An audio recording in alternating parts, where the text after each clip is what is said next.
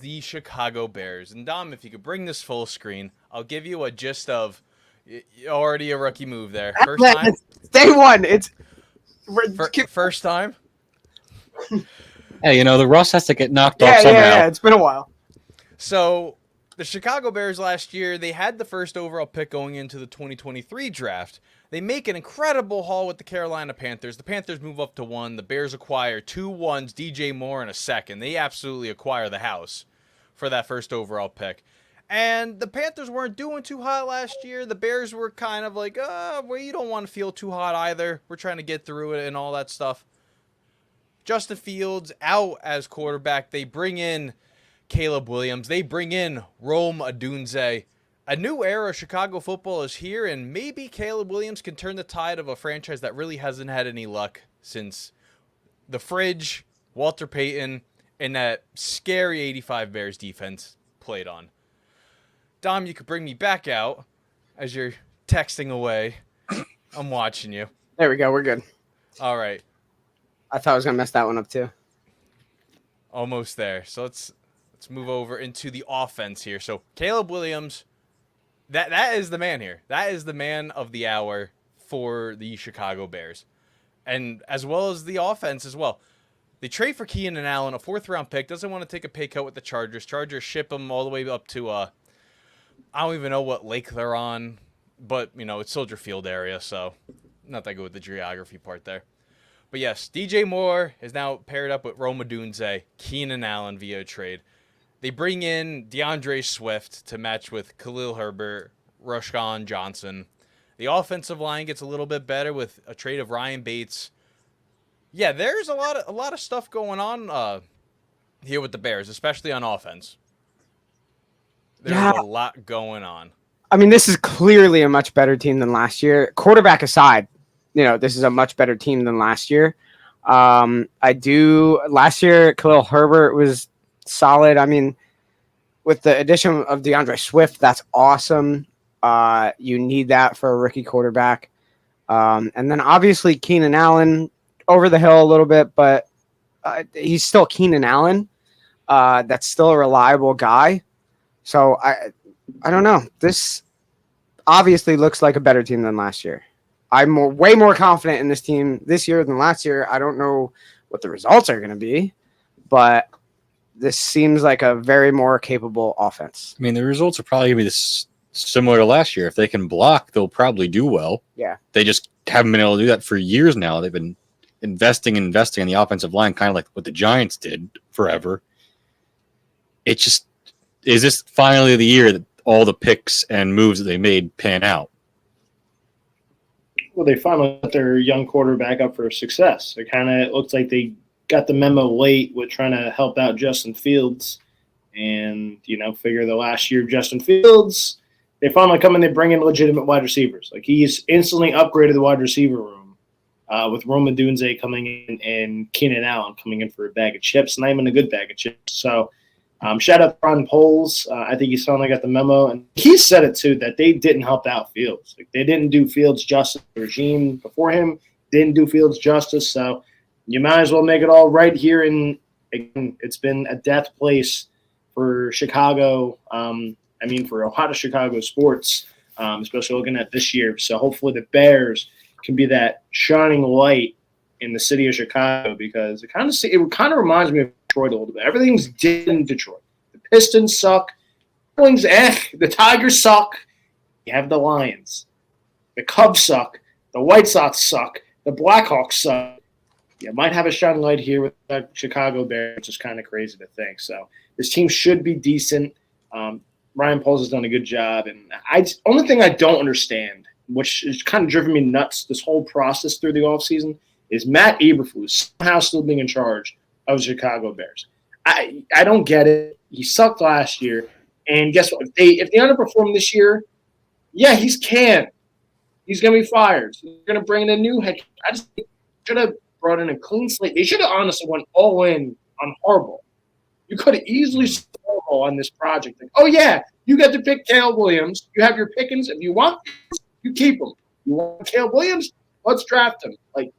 And he got his picking of the litter. I didn't understand how you didn't throw your hat in the ring for one of the best coaching candidates. Like, and you know, it's not like one of those, oh, I'm going to take a shot at the coordinator and hope to God it works. No, you know what Jim Harbaugh is. He wins everywhere he goes. So the fact that you didn't throw your hat in the ring for him, I thought that was kind of stupid from the Bears. Clearly, Harbaugh's got some history with the Bears. I just thought it made a lot of sense for the Bears to at least throw their hat in the ring for him. So, and the fact that they didn't, I don't know. Not shocked it's a Bears move, but again, the team could be very good. Surprise people. I picked them, I think, last year to surprise people, and I had an egg on my face. So I'm going to go back to back and say this team could be decent and make a playoff run. And, but Matt Eberflus is my big question mark before getting into the defense here, gents. I mean, if we remember, I was expecting Matt Eberflus to be the first person canned last season. I didn't think he was going to make it to Week 10, and somehow he's made it to the Caleb Williams era. And not even Harbaugh. Like, they didn't even throw their hat in the ring for someone like a Greg Roman, someone who could insulate the quarterback with a nice running system that clearly worked in Baltimore. That's the guy I'm thinking of, right? Right name? Yeah. Yep. Like, something like that, which, take the pressure off of the offensive line enough to run the ball, and then you can get to, use the weapons that you picked up and the supposedly great quarterback that you picked up. That's just the one thing like I said, that's just the one question I had. It didn't make any sense that It makes no sense to stick with Eberflus. Yeah, you have this hot, for the first time in probably a long time, the Bears have a legitimate hot job. Like, you have the pick, and everyone talks about how good Caleb Williams is going to be. You can take him. You got Keenan Allen, DJ Moore. Like, you do whatever you want, and you keep Eberflus. I just don't. I feel like this is going to be like one of those stupid things where it's like the Chargers, where we knew that we were going to fire Brandon Staley at the end, and it was like, okay, what are we doing? Why are we pushing this along? I think the same thing with Matt Eberflus. Maybe I'm wrong. Like, maybe this, okay, finally they have, offensively, this could be very good. I don't know, but all I know is if Caleb Williams struggles, Eberflus just cans. That's I just don't understand why you have a hot job where you could get one of the best coaches on the market and some of the best coordinators, what is it? Was it Will Johnson? Who's the OC for the Lions State, right? Ben Johnson. Ben Johnson. You could have possibly squeezed out Ben Johnson out of Detroit. Like, hey, you still can next year. They still can. Yes, they still can next year. But I'm just I don't understand why the Bears take this opportunity. Like, they have a hot job. Like, for me, if I'm looking at it, I'm probably taking the Bears job over the Chargers job. I get, you know what Herbert is. You don't know what Caleb Williams is going to be. I get that. But I'm looking, is Mahomes in my division? Yikes. I don't think I'm running the AFC West right now. I think I'd rather go to Chicago and build there. So, again, we'll see. Hopefully it works for the Bears. But that's my biggest thing going into this team as we're looking into them is why the hell did they keep Matt Eberflus? And that's the coaching has to be the biggest aspect here, I think, because they've done enough with the offense. Like you said, they didn't prepare their quarterback offense-wise with the personnel around them to succeed previously. Okay, we got that. We get that. This year they have, potentially. I don't think that's an excuse at this point. I think now it's really up to coaching. It's a rookie quarterback, and that is what it is. Yeah, it's up to the quarterback too because now he's prepared and he's got to perform with that offense. But it really is the coaching. That's the biggest factor. That's where it's going to live or die, pass or fail. So, I mean, like you said, I don't know how that's going to go. And I didn't think he should be there still, but that's definitely got to be the biggest factor. You know what I honestly just thought about right now? The Bears always bring in a quarterback when the head coach is on their way out. You go back to John Fox. They sign Mike Glennon to a massive deal, $15 million a year, which is absurd to think now. That's that's a big deal when quarterbacks are getting 40, 50 million. They draft Mitch Trubisky. And then, John Fox gets out. Then they bring in Matt Nagy from Kansas City. He does really good. But, Matt Nagy's I want my own guy. I didn't get to draft a quarterback. They get Justin Fields. Matt Nagy gets eliminated. He gets, fired. And then they go back to now the drawing board with Eberflus. And I don't want to pray for a guy to lose his job, but it's the writing's kind of on the wall there. Hey man, It last might year happen. for that. Last year was the year for that, and it happened. And I mean, it's either they don't like he doesn't go with this. He wants his own quarterback, the new guy, or like Caleb Williams sticks it out and overrides them all. He Which becomes was- the owner, the coach yeah, we've seen gets that. gets all the money. But Eberflus is more of a. He was like the defensive guy, right? And then He was the defensive coordinator on the Colts. Yeah, and then like right, the defense was bad, and then it started to succeed in that second half of the year, right? And then Well, that's yeah, last year it was like they allowed like I don't know, like 11 points per game in their last 8 games or something. It was like a ridiculous stat. so that's really why But he. we should bring up. Yeah, let's bring up the defense right now. We could talk about this little fun tidbit. And there we go. Montez Sweat, the first player I think in NFL history to lead 2 separate franchises in sacks the same year. He led the Commanders and he led the Bears. Look at that. But yeah, this defense is really good. You might not know a lot of names on this defense, but for being number 1 for the last month of the season, it's really good. And now they bring in even more. Kevin Byard from Philadelphia, who, yes, he wasn't that good at the end of the season for the Eagles. You steal T.J. Edwards. I think that was last year. Yeah, You steal him from the Eagles. Tremaine Edmonds, I think, was also. Yeah, I'm just bringing up everyone from last year, but highlighted by Jalen Johnson, who was franchise tagged. He gets a big monster extension for the cornerback market and match him with Kyler Gordon. They actually do. I don't know. I like this defense a lot more now that I'm looking at it. I've lost my train of thought, and they also have Simone Biles' boyfriend on the team. He doesn't deserve to be named by a first name basis here. Wow, that's crazy. Yeah. I don't even know who you're talking about. I kind of do, but I don't. Jonathan Owens, the Okay. safety on the Packers. Who? Who? What are you, an owl? But yeah, I think this defense don't can mind make this shockwaves. This is, I don't know. I like this defense in this division. You're competing for the best of division, the best division, best defense in this division. It's tough. It's again like the whole thing with the Bears this year is if, maybe an if. Can the coaching staff, communicate correctly? And then if they can, I think it's like here, the coaching staff is like the big question mark, and then I say it's Caleb Williams because there's a lot of mouths to feed on that offense.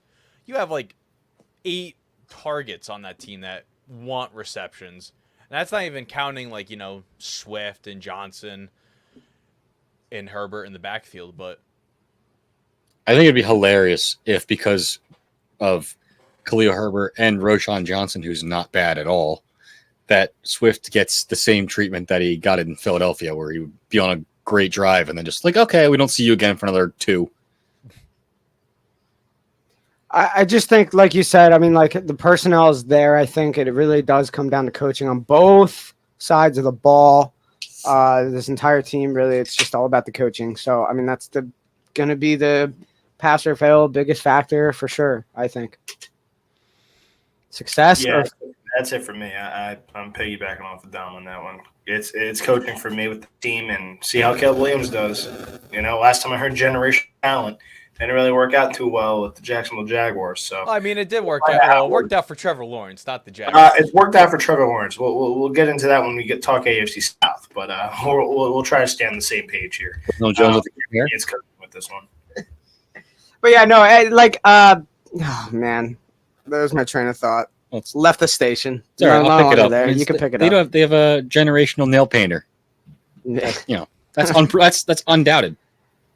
Oh, I was going to say, they've done enough personnel-wise. They've put together a team that you could say could compete easily. It is a tough division, but they've done enough things where we're not really talking about personnel. Oh, can they, it's about the coaching. So that's ultimately, I think, just it. What was that question you used to ask, Will? I'm prepared to ask this. So, Go for it.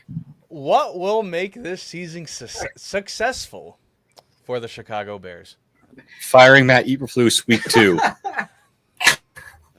Copy and pasted from the Chargers last year. Because he'll have 3 good weeks where he'll call something that makes sense, and then he'll go away from all this putting people in positions to succeed. The same thing. Fields at the end of a season will be doing well because they lean to his legs and his running ability.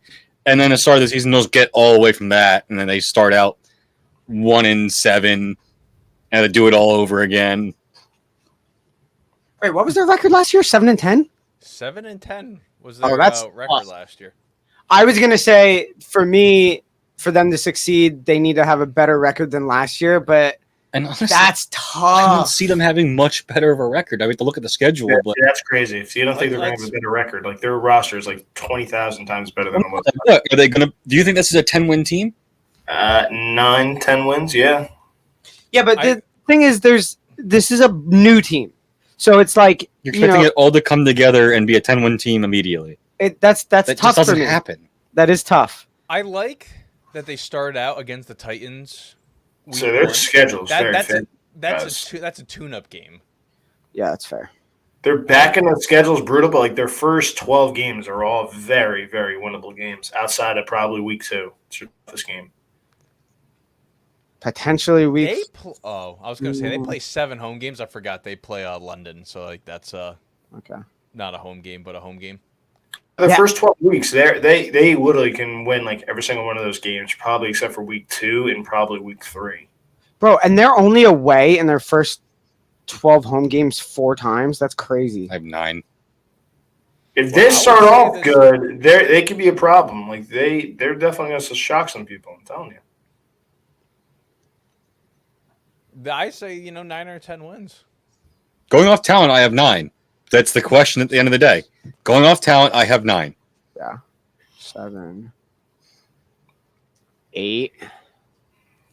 Oh, There's yeah, no way that, The back end is where all the wins go away. yeah. After Colton, you're completely. I think right. I was at 7 at week like 12. Yeah, I completely agree with Colton. After week 12, it is.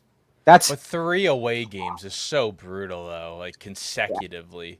The Lions, the Niners, and then the Vikings. And I think all 3 of those are losses. All 3 of those. yeah, easily could be. The Bears played the Lions so tough last year too. Like I don't think I can just give them like, oh hey, like they might lose to the Lions. We'll probably win just because the Lions never win on Thanksgiving. We have to look at the moon phases.